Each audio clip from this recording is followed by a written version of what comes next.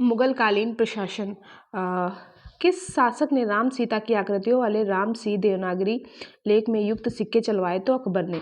मुगल शासन में प्रचलित तांबे का सिक्का क्या कहलाता था? तो दाम। मुगल प्रशासन के अंतर्गत जिले को किस नाम से जाना जाता है? तो सरकार।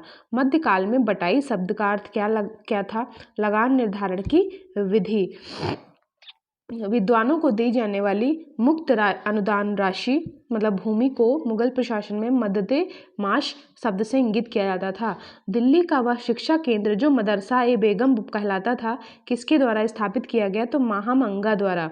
मुगल कालीन भारत में राज्य की आय का प्रमुख स्रोत क्या है? तो भू राजस्व। किस मुगल सम्राट ने तंबाकू के प्रयोग पर प्रतिबंध लगाया था? तो जहांगीर।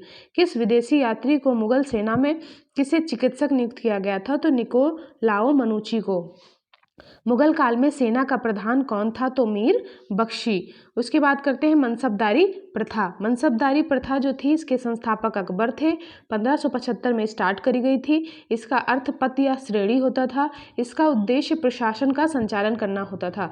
अकबर की मनसबदारी प्रथा किस पर आधारित थी? तो मंगोलों की दशमलव पद्धति पर। मुगल काल में राज्य अधिकारियों को वेतन के रूप में जो राजस्व आवंटित किया जाता था उसे क्या कहते थे? जागीर। मनसबदारी के संदर्भ में दो अस्पा यानी जिसके पास दो घोड़े तथा सिंह अस्पा जिसके पास 3 घोड़े व्यवस्था को लागू करने वाला मुगल शासक कौन था? तो जहांगीर। जात किसी मनसबदार के व्यक्तिगत वेतन और उनके दर्जों का सूचक था। सवार उसके द्वारा रखे जाने वाले घुड़सवारों की संख्या का सूचक था। उसके बाद मुगल कालीन उच्च अधिकारियों की बात करते हैं, कौन कौन से किस विभाग में? तो दीवाने इंसा सुल्तान के आदेश को लिखने एवं डाक संबंधी कार्य। दीवाने वजारत लगान अर्थव्यवस्था राज्य के आय व्यय मंत्रियों के कार्यों की देखरेख आदि। दीवाने कब्जा न्याय विभाग काजी उल कुजात। दीवाने बरीद गुप्तचर विभाग बरीदे मुमालिक के अधीन। दीवाने खारिज सेना की भर्ती रसद शिक्षा संगठन की देखरेख। दीवाने रिसालत में विदेश विभाग। मुहतसिब ये प्रजा के नैतिक आचरण को नियंत्रित करता है। वाकिया नवीस यह समाचार लेखक होता है। खुफिया नवीस यह गुप्त पत्र लेखक होते हैं। दरोगाए डाक यह गुप्तचर विभाग का प्रमुख होता है। इसके अतिरिक्त यह पत्र व्यवहार को प्रभारी होता है। दीवाने तन यह वेतन और जागीरों से संबंधित मामलों का निपटारा करता है।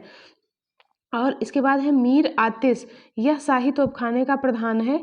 मीरे बहार यह जल सेना का प्रधान होता है। हर कारा ये जासूस व संदेश वाहक दोनों होते हैं। वितिकची अकबर ने अपने शासन काल के 19वें वर्ष दरबार की सभी घटनाओं व खबरों को लिखने हेतु इनकी नियुक्ति की थी। मुशर्रिफ यह राज्य की आय व्यय का लेखा जोखा रखता था। नाजिर ए बयूतात यह शाही कारखानों के अधीक्षक होते थे। उसके बाद बात करते हैं मुगल मिश्रित सैनिक टुकड़ियों में